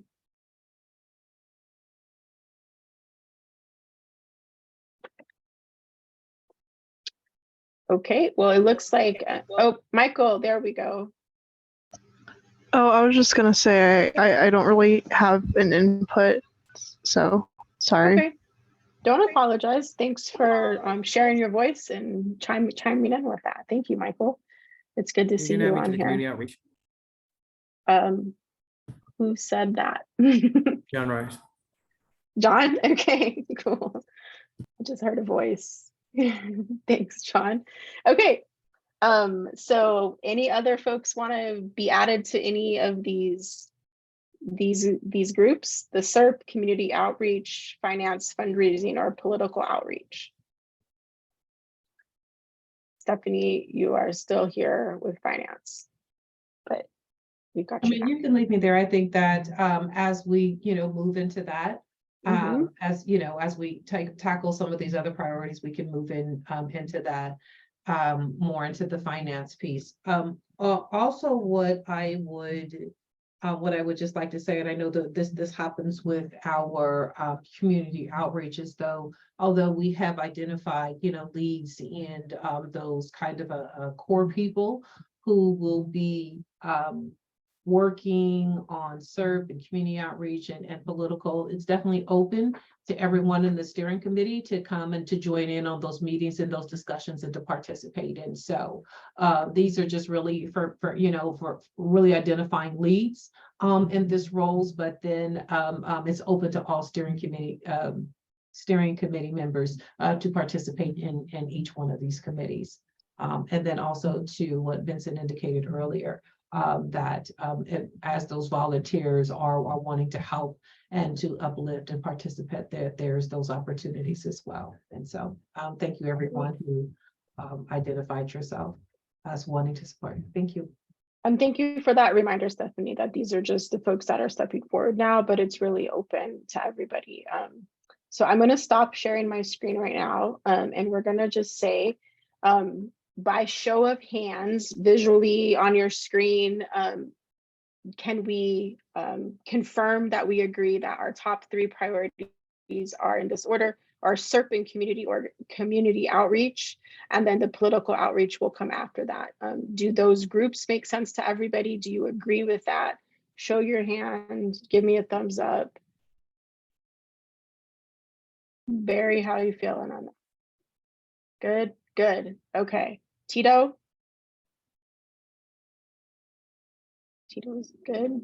Sorry, I couldn't find the mute button. Yes, definitely. Okay, great. We're going to say that our subcommittees are confirmed. We have our roles. What's going to happen next with that is we're going to send out, we'll create stuff. We'll send it to the co-chairs, to Vincent and Stephanie, and we'll create a list of who's on what with the emails and little sheets and stuff that folks can get going on. And then when you do meet, you can be there, you can create your timelines, and we can support that and create some templates for what that looks like. We'll work with Stephanie and Vincent to do that. So Stephanie and Vincent will be your point people for the subcommittees, but we're going to be there to support, to make sure that they're fully empowered to support the subcommittees. So look for some communications from Vincent and Stephanie on that next step. Sounds good, Vincent and Stephanie? Sounds good to me.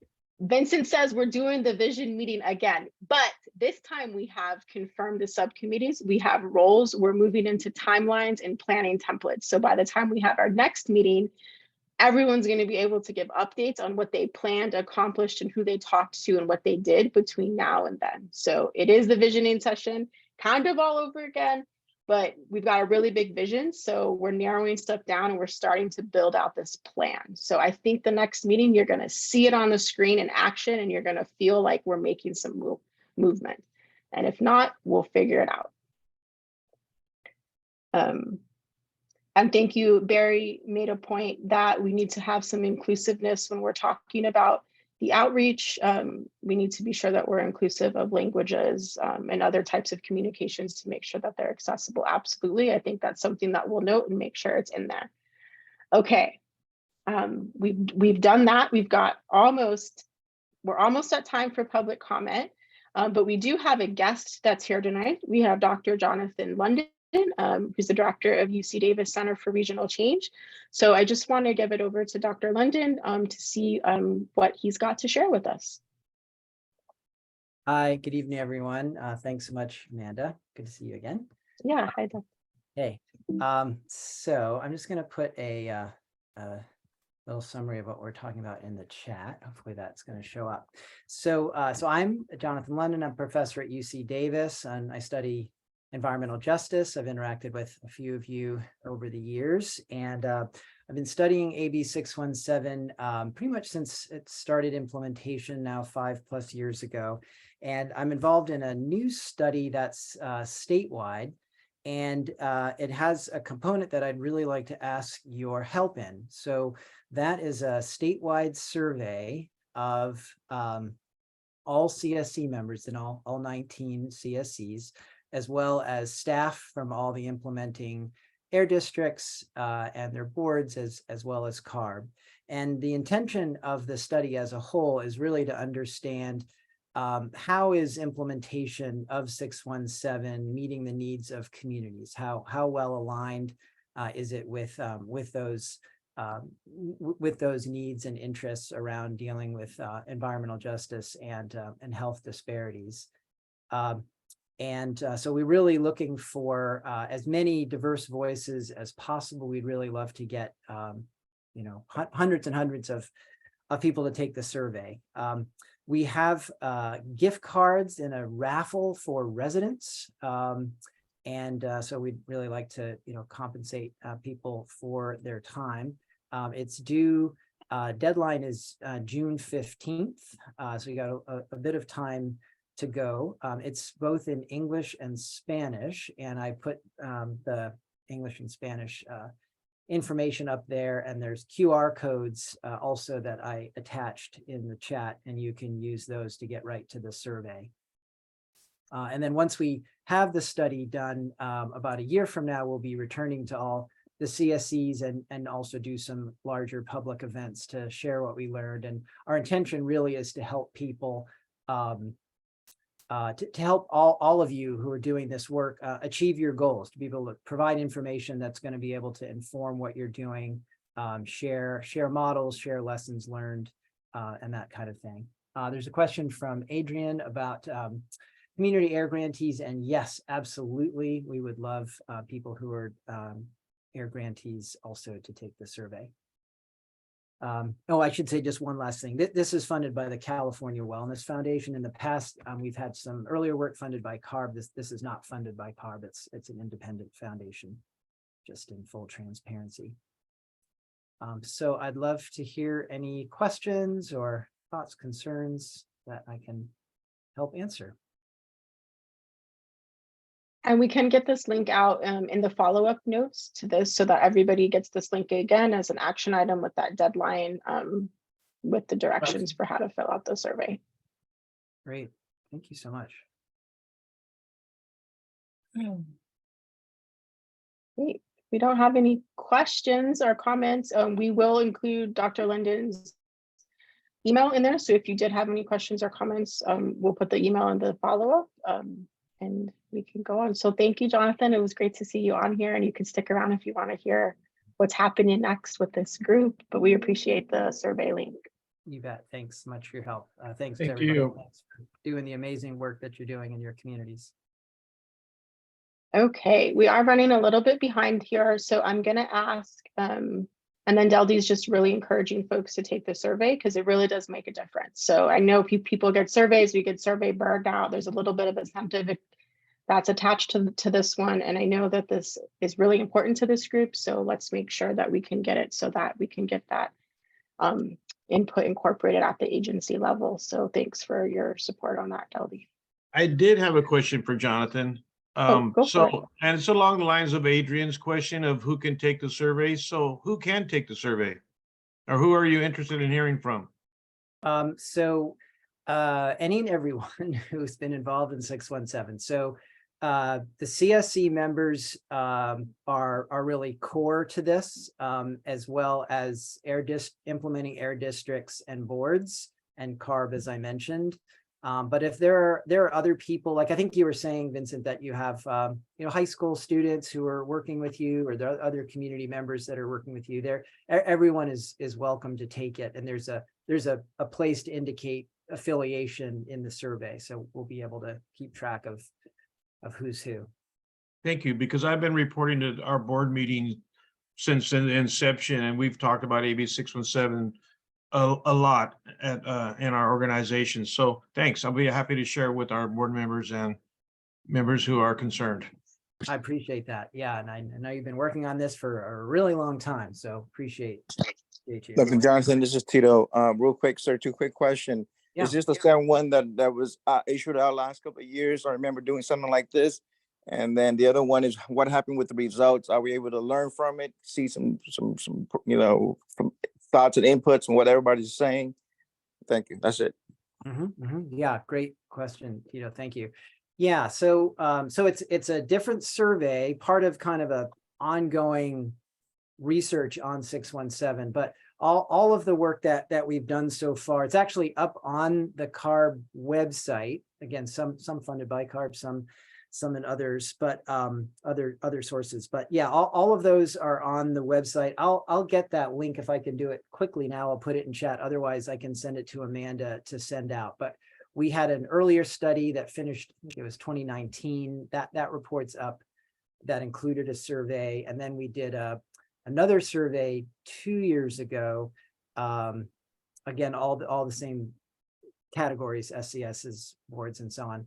And I mean CSE, sorry. And then and so that's also up there, and now this will be up as well once we finish it up.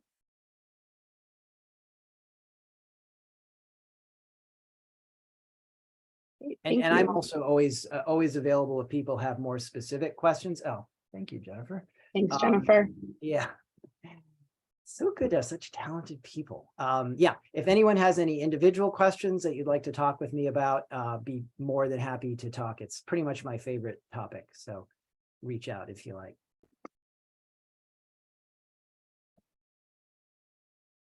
Thanks again.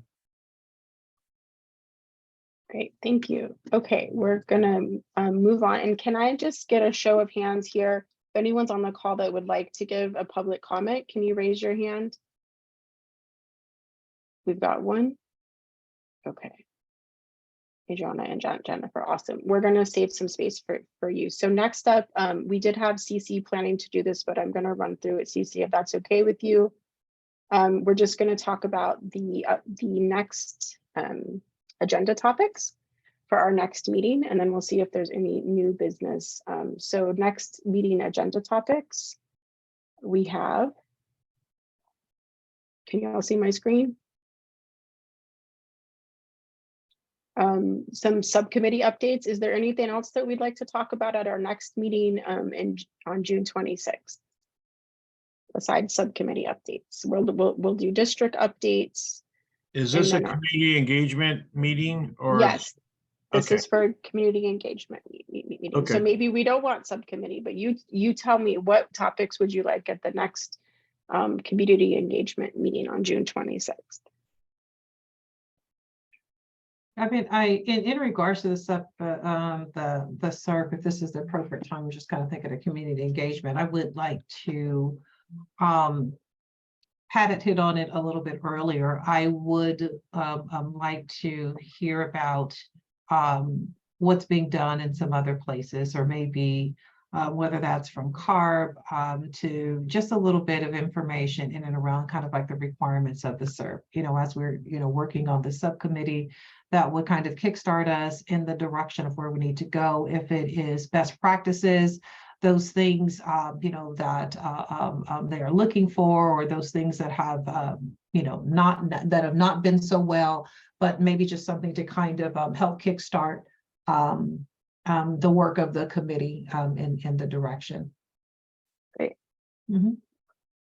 Do we want to give the subcommittee updates at this one because it's a community engagement meeting, or save that for our next steering committee meeting? Well, I can tell you right now, the SERP committee will have an update because we are planning to meet next month, and we will have an update on what we're looking at, what we're doing. And also I'll ask to resend out that email that lists all the different community organized steering committees that are already doing their SERPs, and we can you click on it, you can see what they're doing and how they did it and all that different stuff. So that email already went out last month, but we'll send it again. Thank you. Yeah, And I encourage everybody on the committee to look at it, so we would all be kind of looking at the same things and talking about the same things that we can get from those other steering committees. Thank you. All right, any other, that's a big one, so we'll see if we can invite CARB or some other folks, maybe other groups to be there to share some best practices and lessons learned. Any other items for that meeting? I think I agree. I would take out the political outreach and the finance and fundraising. Tito's exactly right. Once we have the community engaged, politicians will follow. Great. Okay. So we just eliminated those two committees? No, we just eliminated their updates from the community engagement meeting. They are still active committees, but at the community engagement meeting, we'll have updates from the SERP group, and the outreach and membership group can share with the folks that attend that meeting what they're doing. I don't mean to hold up the meeting, but I just want to be clear. So are we expecting these committees to be meeting next month sometime to get the groundwork started, so we could have action? That's what the actionable items were supposed to be, I thought.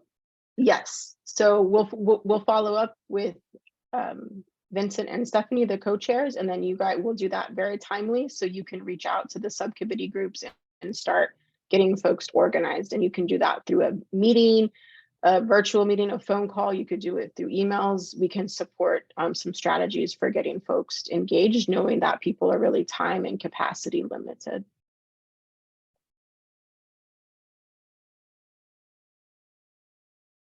Thanks. Yeah, thank you. Okay, and this is just to remind folks of what this is. We can send this around, but the next meeting is on June 26th. And then I'm going to stop sharing my screen. Is there any other thing? We're at time because we went way over. Is there any other comments from steering committee members that you wanted to share for new business or upcoming events? And then we're going to go to Megan, or to Jennifer and Adrian for public comment. This is Richard. I do have something brief, and then we can jump into comments. Won't take longer than 15 seconds. I'm sure a number of the AB 617 committees, including the AB 617 clerk, were part of an email string that went out from SAC EJC. I think it warrants some discussion that I'd like to take up at a different time. The email, for those of you on the 617 committee or those associated with AB 617, was sent out on May 20th by SAC EJC. And I think it is something that we should talk about at a different time. Can we get that resent out so it'll be at the top of our emails and we can be ready for that discussion? Amanda, do you, or does any, or Janice, I know you were on that email. Mark, I know you were on that email. If you all don't have it, I would be happy to resend it to AB 617 clerk for distribution. But again, I think it warrants discussion. I can share that at your request, Richard, not a problem. Great. So it seems Mark, Mark and the district are going to share that back out, and then we'll hold some time for the discussion around that and some next steps and discussion on a response to that, or to see if anything has been addressed, what needs to be done for that email. Thanks, Richard. Okay, we're going to go on now to Jennifer and Adrian for your comments. Adrian, the floor is yours. Awesome, thank you. Well, hello, everyone. Adrian Wren with Valley Vision. We're a nonprofit here in Sacramento.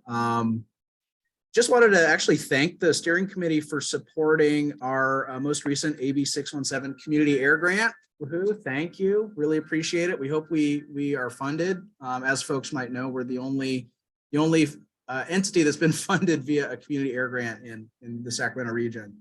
And then also wanted to invite you guys to an event that we're actually up in Oak Park, up in my neighborhood, where as part of our community air grant, we're actually going to be presenting some information to community members. We partnered with UC Davis and their Department of Environmental Science and Policy to actually crunch the data from our clarity monitors, similar to the ones that you guys have deployed in the South area. And we're just going to have a community event, hear from the students, serve some food, and would love to, have you kind of in the interest of just collaborating across our region. So feel free to come by. It's in person at the Oak Park Community Center on Thursday, June 1st at 6 p.m. So feel free to drop by, and I put the Facebook link in the chat, and then I can also drop, if you're not on Facebook, I'll drop one. Thank you. Great, thanks, Adrian. And we'll send that out in the follow-up with this as well. And Jennifer? Great, I'll be brief since I know we're over time. I just want to say thank you all for allowing me to be your liaison for these past few years. We will be transitioning to Adriana. She's amazing, so I know everything will remain in good hands. And I'll still be around if you want to reach out to me or have any questions. You should all have my email, and I look forward to seeing what you guys continue doing. So thank you. Great, thank you, Jennifer. Everybody give snaps and applause to Jennifer for her next steps and for the work that she's done for this group. Thank you so much. And I know we're 4 minutes over. I just wanted to, oh, Rhonda has a motion. Rhonda, do you want to say what you wanted to type here? What you typed, the outreach committee wants to get approval to purchase t-shirts. Is that for this meeting or for the next meeting? I would hope for this meeting, because summertime, there's gonna be a lot of things out in the park, different events, and we would like to be out there. I know Vince would want to be one of those people out there along with me, getting the word out and communicating and meeting people and getting membership up and so forth. So we need like a t-shirt and name badges, stuff like that, so that we have some type of credentials, that otherwise we're just walking up as a lay person that nobody knows about us and what we're doing. So, and then maybe even swag, because some of the neighborhood associations are having events coming up, and it would be nice if we had something that related to air quality that we could give away, at the same time, if we have a table, because we might get a table and, and that way people can take our survey, and we'll give them a little swag too. What are you thinking, Rhonda, dollar amount? What are you thinking? Well, I'm not sure what t-shirts normally cost, but I'm thinking maybe, let's say a t-shirt might be $20 per person. What are there, like 6 or 7 people on our subcommittee? So then you got to pay for the initial print of it, the setup for it. And on swag, I don't know. I would want to default to somebody that was at the April 29th event. One of the Air District people had swag. I don't know if it's ink pens or if it was bubbles or fans or something that I was able to get. So do you think $1,000 would cover your needs? Oh, well, I think that would more than cover it. Yeah. And Rhonda, I'll help you go get a quote from various sources. Okay. I heard extra small, so it should be cheaper. Okay. So are we looking at making a motion to approve? Yeah, I'm making a motion to approve I buying think you t-shirts. should make 2,000. Up to 1,000, and so that's what we're looking at, and then there'll be some quotes and things to follow, so we're gonna put a cap on that. You so saying moving forward. the cap is what, 1,000, or I heard Vincent say 2,000? For six, I would say 1,000. Let's start with 1,000 and Right. then let's get the quotes and see what it needs to go to, depending on what you've got. Okay, and I would like to follow up with the quotes through email so that we don't take another month before it happens. We miss certain events that we might want to participate in. I think that's right. Is that okay? Let's see So their public question. Yes, thank you. I'm not a voting member. I just have a quick question. The amount that is being asked for, I didn't hear a total of T-shirts to be printed unless you're stating, or as it was stated, just 20 T-shirts for $1,000. No, we're talking about swag and T-shirts. And I said for the subcommittee, which is about 6 or 7 people on the subcommittee. So I would make a motion to authorize Rhonda and her committee to spend up to $1,000 on materials, including at your discretion, T-shirts, pens, flashlights, whatever, up to $1,000, and having Tito help with the bids and authorize that $1,000. I would also add to that, that by way of purchasing the T-shirts, to purchase the T-shirts for the entire steering committee. Just again, as I stated before, that although we have outreach committees and we have different, everyone is open to participating on the different committees and the different activities and outings. And so so that wouldn't have to be a purchase at a later time. And so just to do whatever the steering committee members are, just to do that purchase, not just limited to the 6, but to all of our members. Okay. How many members do we have? I think we'd have to get the list. I think we can get I think I have the list, or. Okay. So you're adding to it. Yes. I didn't hear a second yet. So Stephanie or Vincent, as the co-chairs, if you follow up with Bill's motion, can you second it and also go through the roll call of folks? Absolutely. Of active steering committees to get an official vote, since especially because it's finance. All right, wonderful. So I make a motion to approve Rhonda's request to purchase T-shirts, swag, up to $1,000. And so I'd like to open it up for a vote. So all in favor? You can raise your hand. Aye. What are we doing? Okay. Yes, for me too. Okay. All right. Did we have a Is that majority? unanimous? Is there anyone that's not in favor?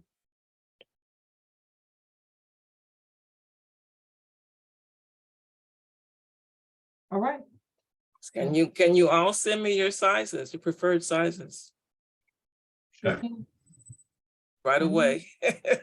All right, So I don't have to track you down during vacation month, people taking off for the summer, so. Sure. All righty. Okay, folks, we're 10 minutes over. Is there any other business that we want to address before we adjourn? District staff, is there anything from you that we missed or you want to add for an approvable for the time today? Great. Okay, well, thanks for sticking around for 10 more minutes. I will take responsibility for that because I wasn't facilitating in the beginning to give time checks and to set the agenda because I was talking to my iPhone. So apologies for that. So let's practice, if we can, our chant that we created at our visioning session a couple months ago. So when I say, what do we want? You say as loud as you can, South Sat clean air. So let's practice, come off mute. Ready? What do we want? Southside Clean air. Let's do it one more time. What do we want? Southside clean air. Okay. Clean air. Clap it out. Thank Perfect. you. Oh, there, look at Southside Southside clean clean air. Yeah, that's awesome. Okay, well, thank you so much. We're gonna follow up with a lot of stuff in the next, so look for emails from Stephanie, Vincent, or the district team. So thank you all. Have a great night. We'll see you in email. Thank you. Thank you, everyone. Amanda. Thank you, so much. everyone. Good night. Thank you. Good night. Yeah.